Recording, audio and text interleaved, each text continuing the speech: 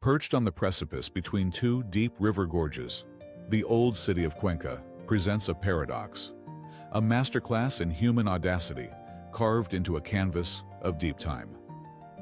For over 90 million years, the Júcar and Huecar rivers have been patiently sculpting this dramatic karst landscape, eroding the limestone and dolomite to create the sheer cliffs that define the region.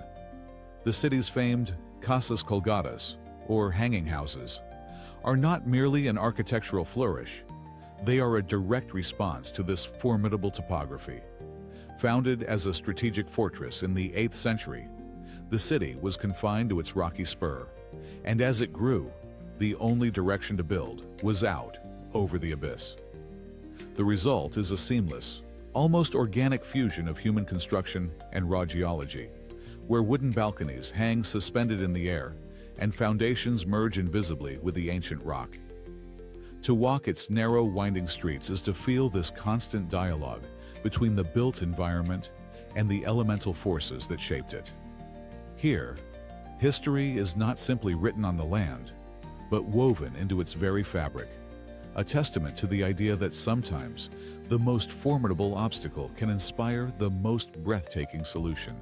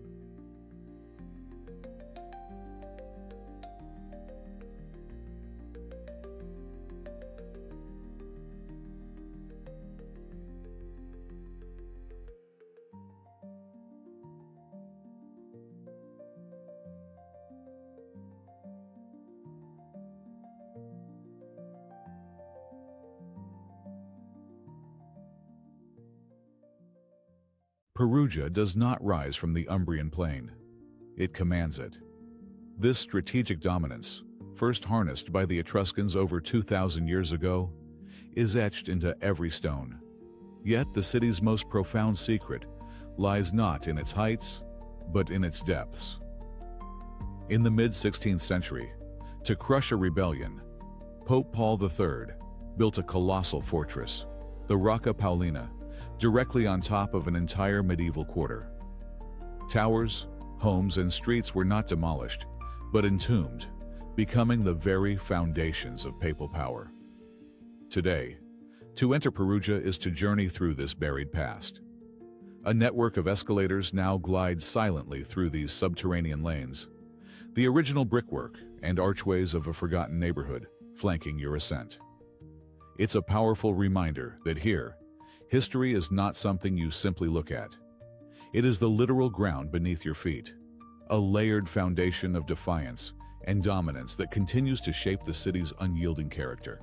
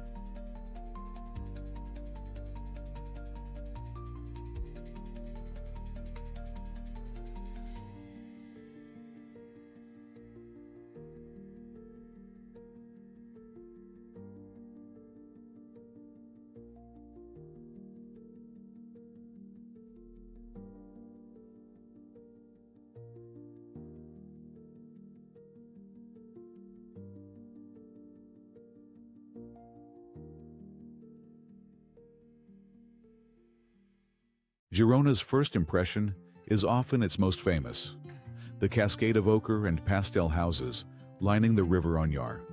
their reflections a shimmering, impressionistic welcome. Yet this vibrant facade conceals a city of profound historical depth. Step away from the river, and you enter El Khal, one of the most immaculately preserved Jewish quarters in all of Europe.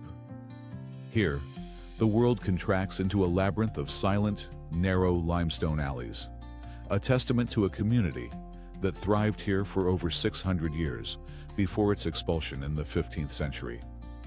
This entire historic core is built upon the Forza Vella, the original Roman acropolis founded over 2,000 years ago, its formidable walls still tracing the city's ancient heart. It is this dense layering of civilizations, Roman foundations, medieval Jewish life, and grand Christian monuments that truly defines the city. Girona isn't just a place to see, it's a palimpsest of stone and time, where every corner reveals another chapter of its enduring story.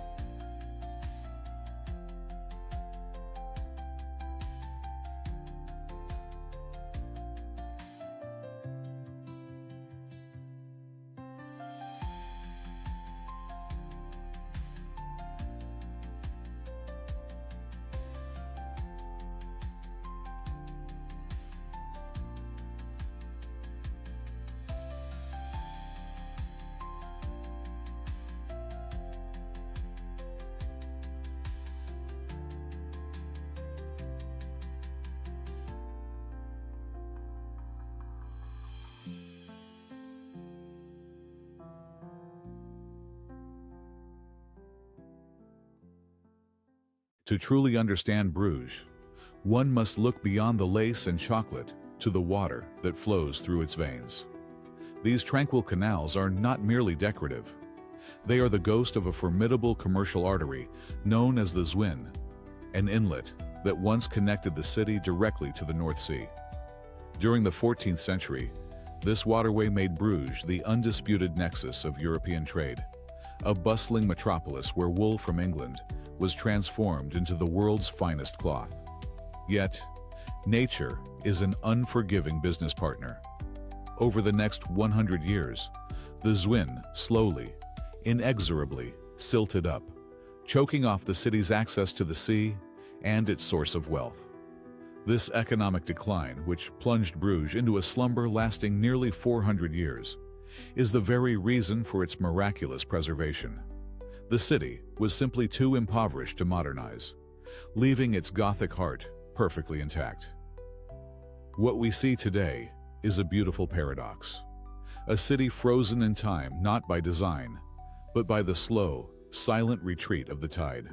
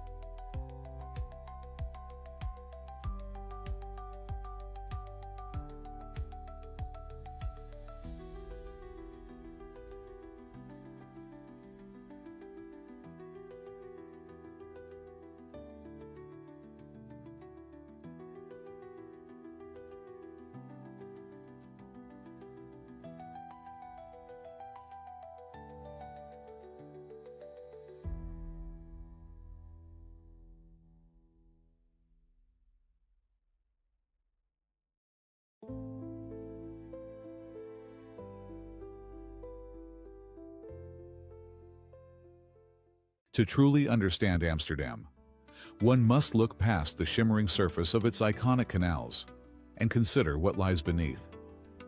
This entire metropolis, a masterpiece of 17th-century urban planning, is an audacious act of engineering built upon a foundation that should not support it, a swampy marsh of peat and clay.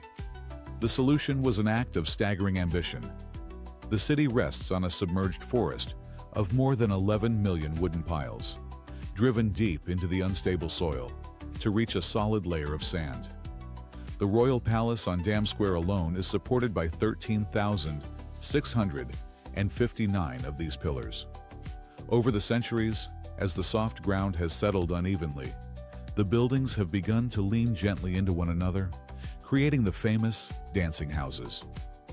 This charming imperfection is not a sign of decay, but a visible, living record of the city's constant, quiet dialogue with the water, a testament to a culture that didn't just conquer the elements, but learned to build its dreams upon them, one meticulously placed pile at a time.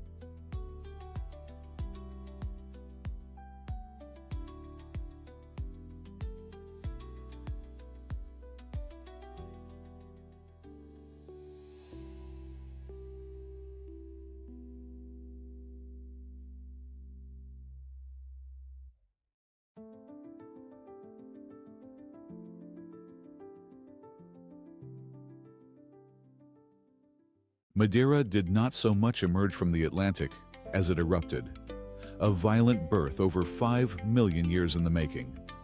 The island is the summit of a colossal shield volcano, its foundations resting nearly 6 kilometers below the surface on the abyssal plain. This fiery origin sculpted a landscape of extremes, sheer sea cliffs that plunge into the ocean, and deep, vertiginous ravines that carve through the interior. Yet, clinging to these dramatic slopes is a world that predates humanity itself, the Laurisilva Forest, a subtropical remnant of a tertiary period ecosystem, kept alive by the mists that wreath the island's peaks. To tame this rugged topography, islanders engineered an intricate network of over 2,000 kilometers of levadas, stone-lined water channels that contour the mountainsides, painstakingly carrying life-giving water from the wet north to the sun-drenched south. Here, more than anywhere, one can read the story of a place written not in ink, but in volcanic rock, ancient laurel, and the quiet, persistent flow of water.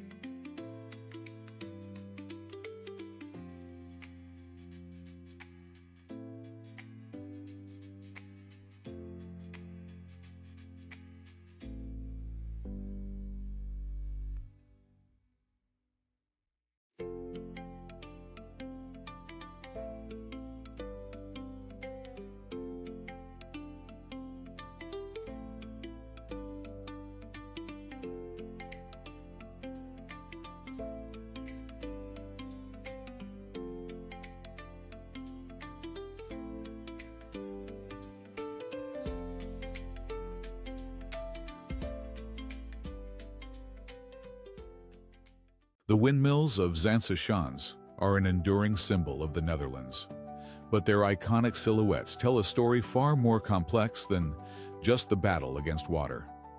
This was, in essence, Europe's first industrial zone. By the 17th century, over 600 windmills lined these banks, their sails harnessing the relentless North Sea wind, not just for drainage, but to power a revolution. They were sawmills processing Scandinavian timber for the Dutch fleet, oil mills crushing seeds for paint pigments that would grace the canvases of Rembrandt, and spice mills grinding exotic goods from the far corners of a global empire.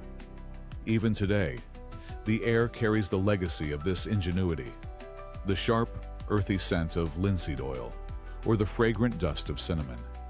Each turn of the sails is a rhythmic echo of a time when this landscape was a powerhouse of innovation, its productivity rivaling that of entire nations. What we see is not merely a preserved village, but a functioning blueprint of pre-industrial engineering, a powerful reminder that long before steam or electricity, it was the elemental force of the wind, captured by human cleverness, that laid the foundations for the modern world.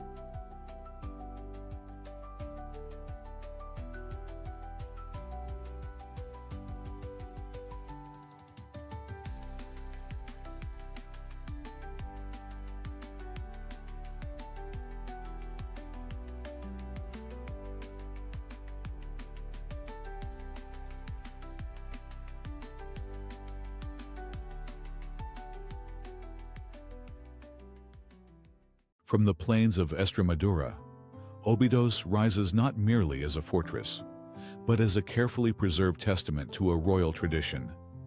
Its immaculate walls and towers seem to guard more than just a town. They guard a story that began in the year 1282.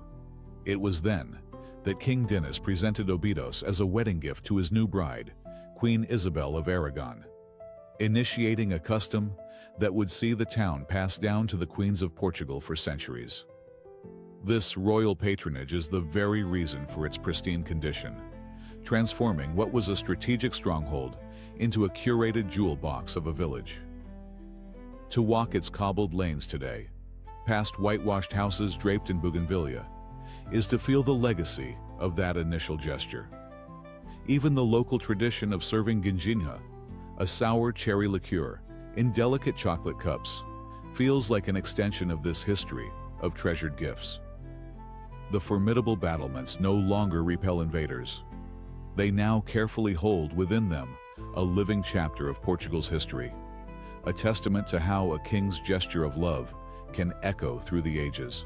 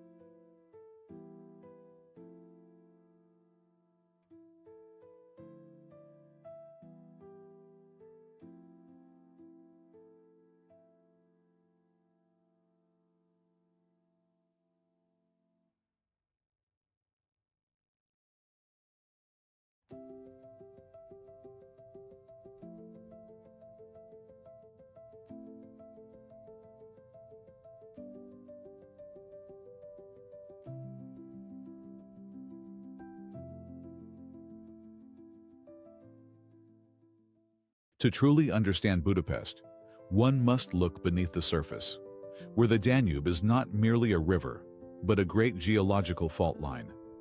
This tectonic seam is the very reason for the city's dramatic, dual personality.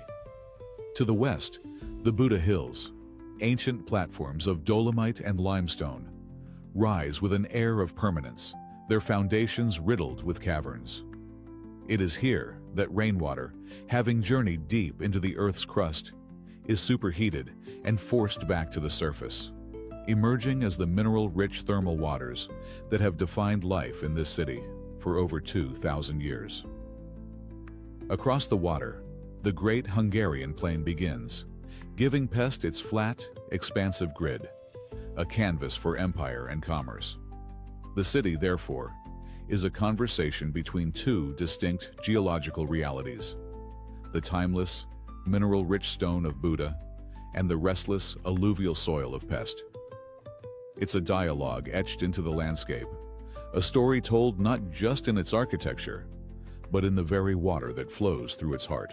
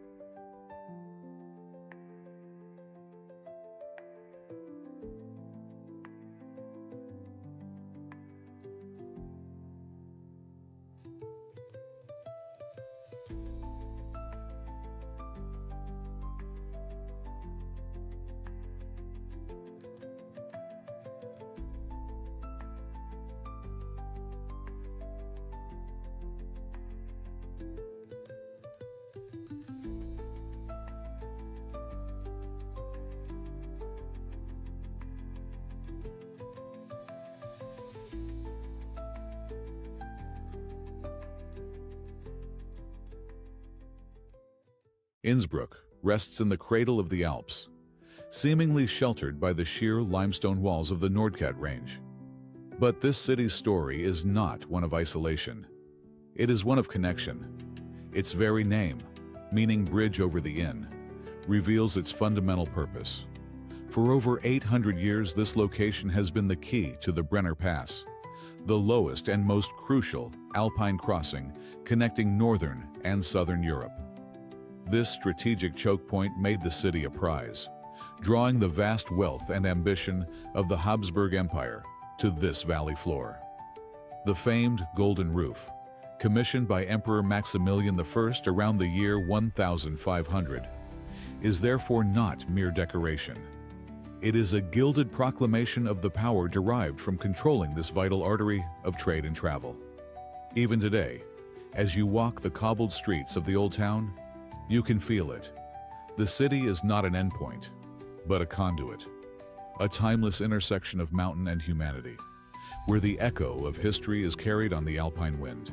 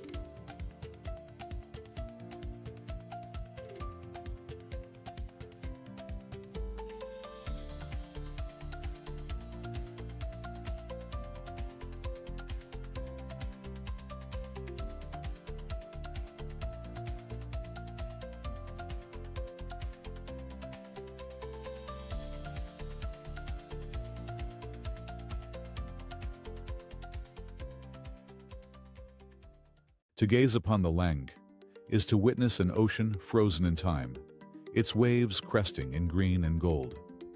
These are not mountains born of tectonic violence, but the floor of the ancient Padan Sea, lifted and eroded over 5 million years.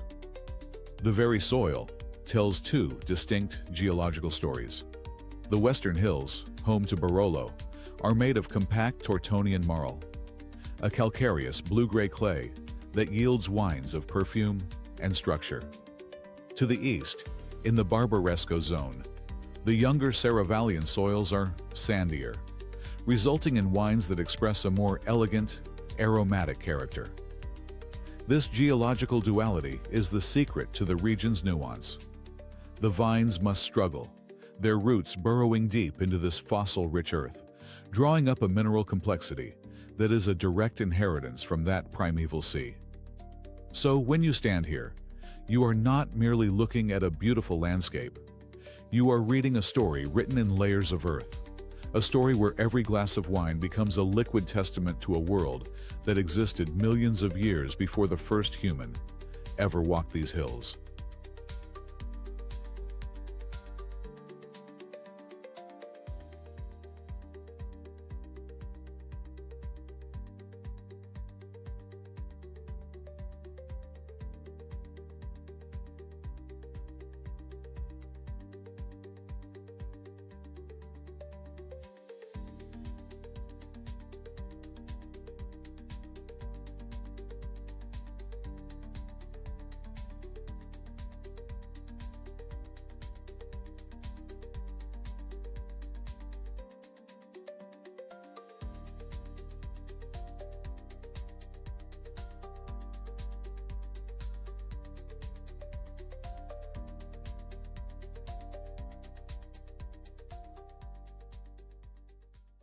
Crowning the last of the Merge Hills, Ostuni appears not so much built as born from the earth, a brilliant cascade of stone under the Apulian sun.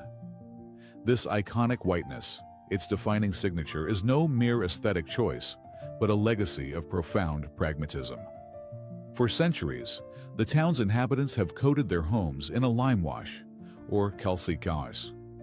This simple mixture served a dual purpose, acting as a natural disinfectant that helped spare the city from the worst of the plagues that swept through the region in the 17th century, while also reflecting the intense southern light, turning the labyrinthine alleyways into cool, habitable corridors.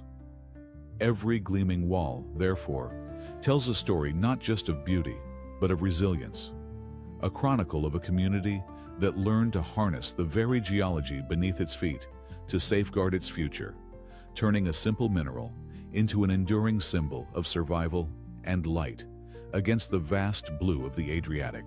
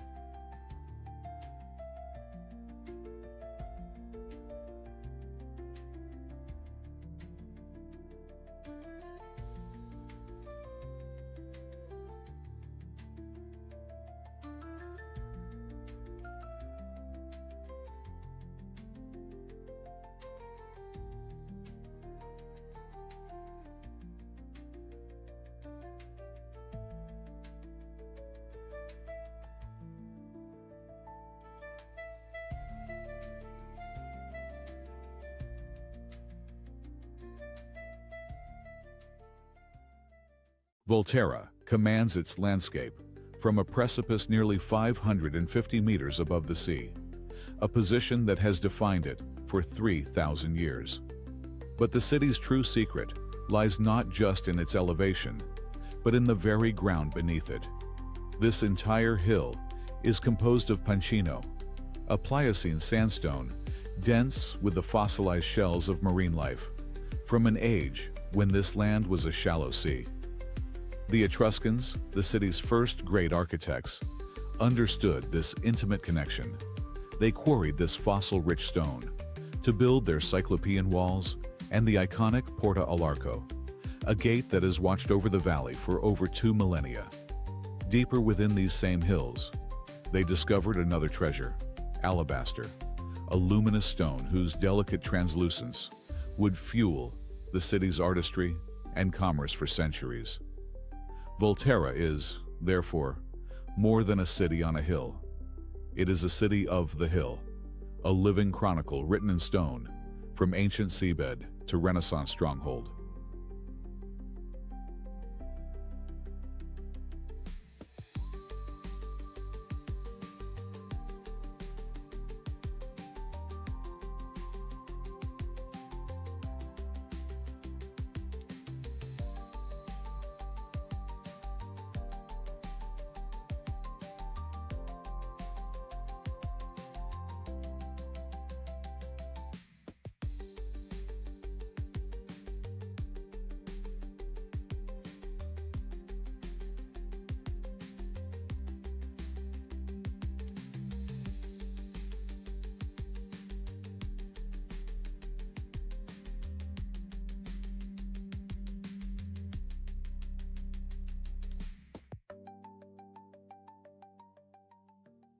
To truly understand Ghent, you must begin where its lifeblood began, the confluence of the Ley and Scheldt rivers. The city's very name is derived from the Celtic word ganda, meaning a merging of waters, and it was this strategic meeting point that sealed its destiny. By the 13th century, fueled by a booming cloth trade that transformed English wool into Europe's finest textiles, Ghent had swelled into the continent's second-largest city, north of the Alps, surpassed only by Paris. The magnificent guild halls that still stand shoulder to shoulder along the Gralle and Korenlei are not mere architectural relics. They are stone-carved testaments to that immense wealth and power. Standing here, you can almost hear the echoes of the medieval port, a place built not just on commerce, but on a famously stubborn and independent spirit that has defined this city for over 1,000 years.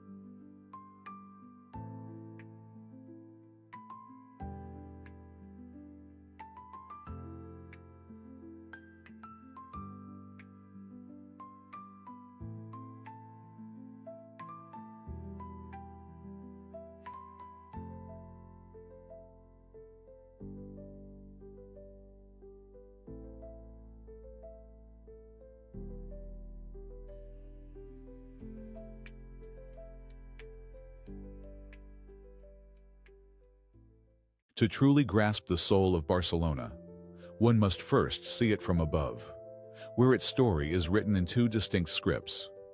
There is the ancient, tangled calligraphy of the Barri Gothic, a maze of stone and shadow. And then, spreading out in breathtaking order, is the example. This grid is no mere feat of engineering.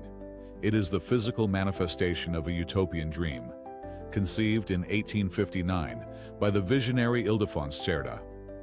Witnessing the cholera-plagued density of the old walled city, Cerda designed a solution rooted in science and social justice.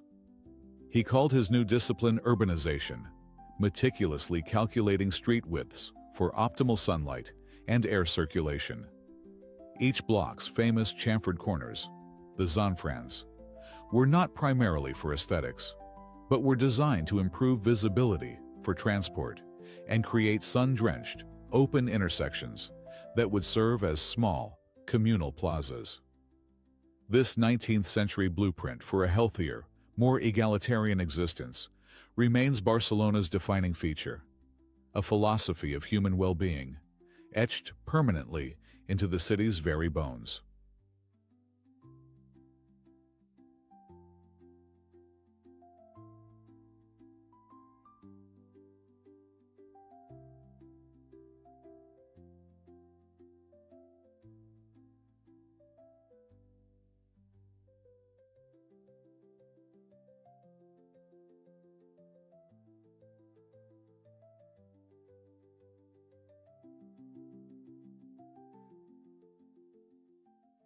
At first glance, Hallstatt appears as a fairy tale rendered in timber and stone, its houses clinging precariously to the mountain's edge, as if to get a better view of their own reflection in the deep, placid lake. But this idyllic scene is a facade for a much older, more profound story. One written not in ink, but in salt.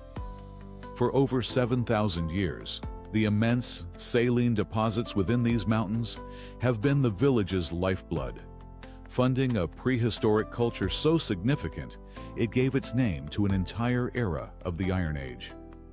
This geological wealth came at a cost, however, dictated by the unforgiving terrain. The very mountains that held the treasure also squeezed the town into its compact form, forcing architecture skyward and creating unique traditions born of necessity, like the famous Beinhaus, or Bone House, a stark solution to the finite burial space. What we see today is not merely a beautiful village. It is a living cross-section of history, a testament to human resilience shaped, layer by layer, by the immense pressure of the Alps and the enduring legacy of the world's oldest salt mine.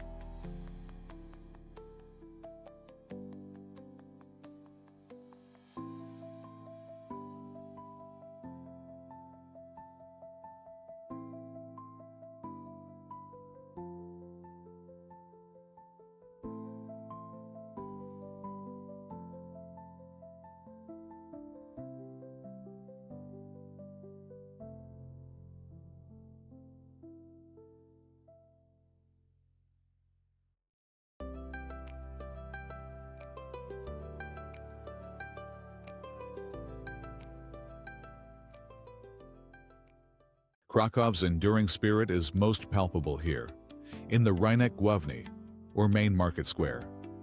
To the eye, it is a vast and vibrant expanse, but its scale is no accident of medieval sprawl. It is, in fact, a deliberate masterpiece of 13th century urban planning. Following the city's near-total destruction during the Mongol invasions, Polish rulers issued a new location charter in the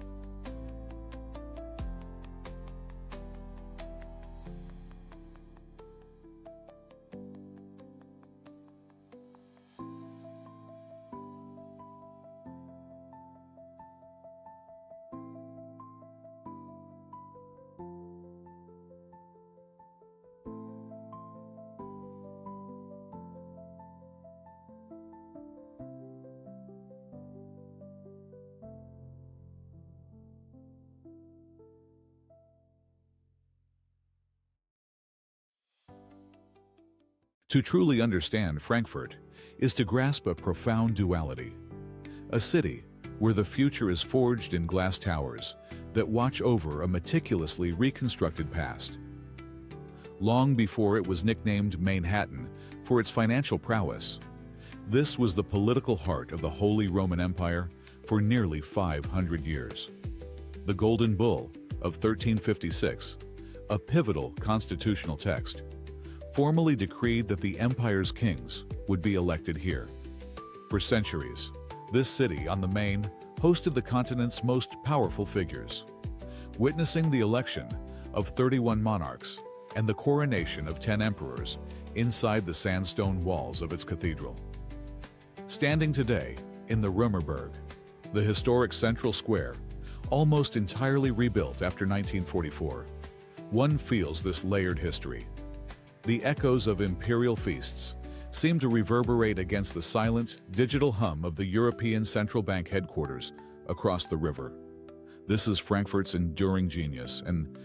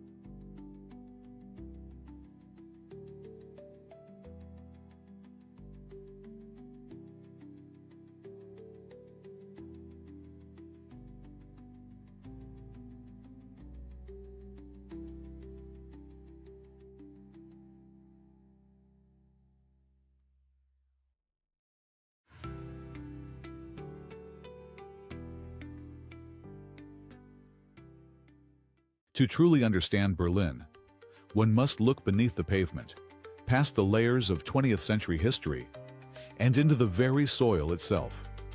This sprawling metropolis rests within a vast, marshy Ice Age valley, the Berliner Urstromtal. For centuries, building here was an act of defiance against geology. The city's grandest structures, from the Brandenburg Gate to the Reichstag, don't sit on bedrock, but float upon a hidden forest of millions of oak and pine piles, driven deep into the sand and silt to create a stable foundation where none naturally existed. This foundational struggle is a quiet, geological truth that echoes through the city's more famous historical narrative. It speaks to a spirit of relentless construction and reinvention, a need to impose order and permanence on an inherently unstable landscape. Long before walls were built and torn down, Berlin was defined by this fundamental challenge: the creation of solid ground. It's a reminder that the city's identity has always been forged not from what was given, but from what was painstakingly and ingeniously made.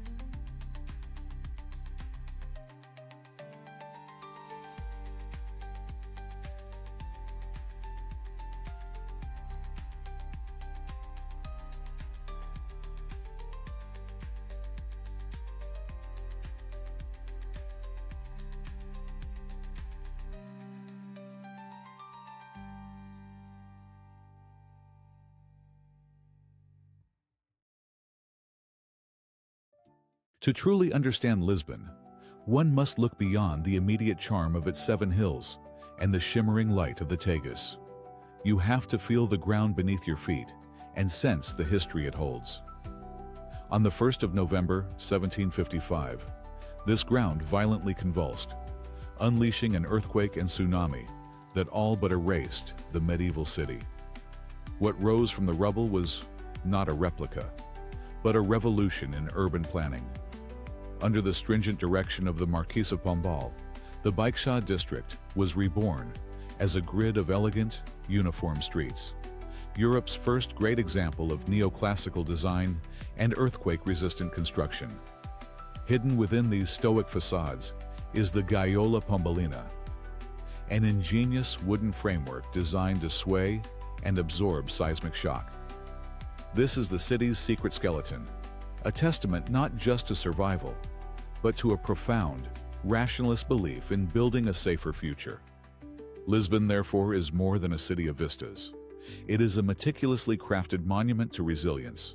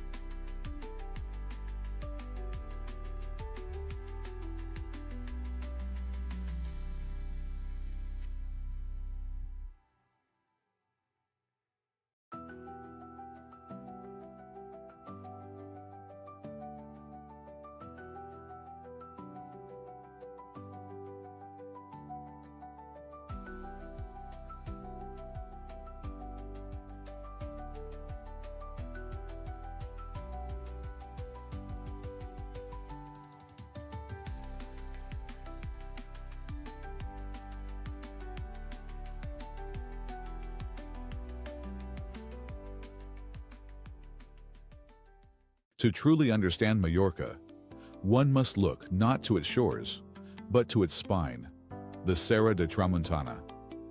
These formidable limestone peaks are not an isolated island phenomenon, but the dramatic, sea-bound continuation of the same colossal tectonic collision that formed the Alps and the Baetic Mountains of mainland Spain some 50 million years ago. This shared geological heritage is etched into every cliff and ravine. The porous limestone, sculpted by millennia of wind and water, created a challenging karst landscape, forcing generations of inhabitants to master the art of survival. They answered the mountain's challenge with ingenuity, building thousands of kilometers of dry stone terraces, a monumental feat of engineering that transformed steep, unforgiving slopes into fertile groves for ancient olive trees. Here, the story of humanity is not written on the land, but with it. A silent, enduring dialogue between rock and hand that continues to define the island's very soul.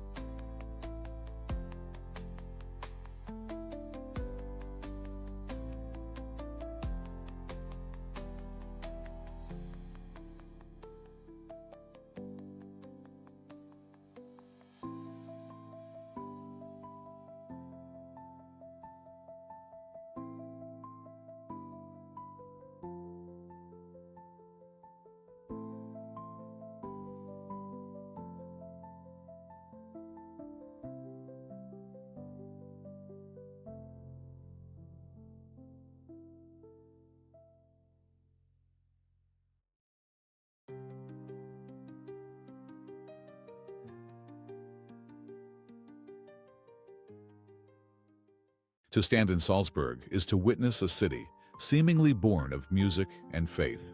Its skyline a dramatic composition of Baroque spires and the indomitable Hohensalzburg fortress. Yet the true author of this city's story is far older, hidden deep within the surrounding mountains. For more than 2,500 years, since Celtic miners first tunneled into the Durnberg, the region's destiny has been dictated by salt. This white gold, painstakingly extracted from the Alpine rock, was the currency that financed the grand ambitions of the powerful prince-archbishops, raising the magnificent cathedral and the lavish palaces we see today. The fortress itself was not merely a military stronghold, but a vault, a stark declaration of control over the mineral wealth that flowed down the Salzach River. Every ornate facade, every note of music that echoes through these lanes, is an inheritance of this geological gift, a testament to how a simple, essential mineral can sculpt a landscape into an enduring cultural capital.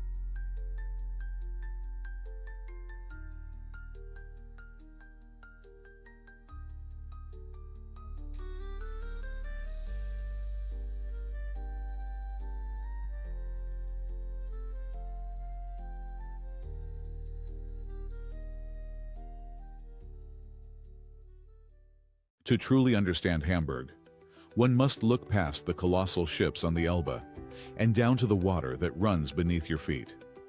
The city is laced with over 2,500 canals and waterways, crossed by more bridges than Venice, Amsterdam, and London combined. This intricate network is the city's lifeblood, and nowhere is its pulse more tangible than in the Speicherstadt. This is the world's largest warehouse district, a Gothic revival masterpiece built not on solid ground, but upon millions of oak piles driven deep into the riverbed. It was a monumental feat of late 19th century engineering, born from a pragmatic need. When Hamburg joined the German Customs Union in 1888, it had to create a dedicated free port to continue its global trade. These imposing brick canyons, now a UNESCO World Heritage Site, were the solution. A city within a city, built for coffee, spice, and silk. They stand as a silent testament to a city that has always bent the very elements to its will, shaping its identity, not in spite of the water, but because of it.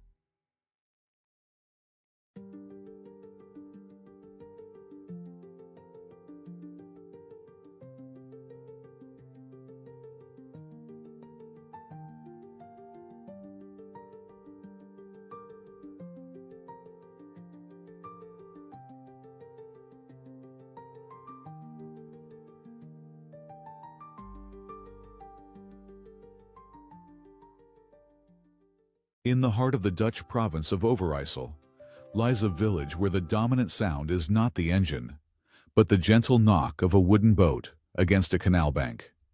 This tranquil network wasn't designed for idyllic tourism. It is the unintended consequence of centuries of labor. From the 13th century, settlers began excavating the peat-rich marshland for fuel, and the trenches they dug slowly filled with water, creating the canals and lakes we see today. What remained were small islands of solid ground, upon which these iconic thatched-roof farmhouses were built, each a tiny, private fiefdom connected only by water. Over 170 high-arched wooden bridges now stitch the community together, but the primary mode of transport remains the punter, a flat-bottomed boat expertly pulled through the shallow waterways. It's a remarkable testament to how a landscape, sculpted by sheer necessity, could evolve into a place of such profound and quiet beauty. A sanctuary born, not from a planner's vision, but from the very earth that was carried away.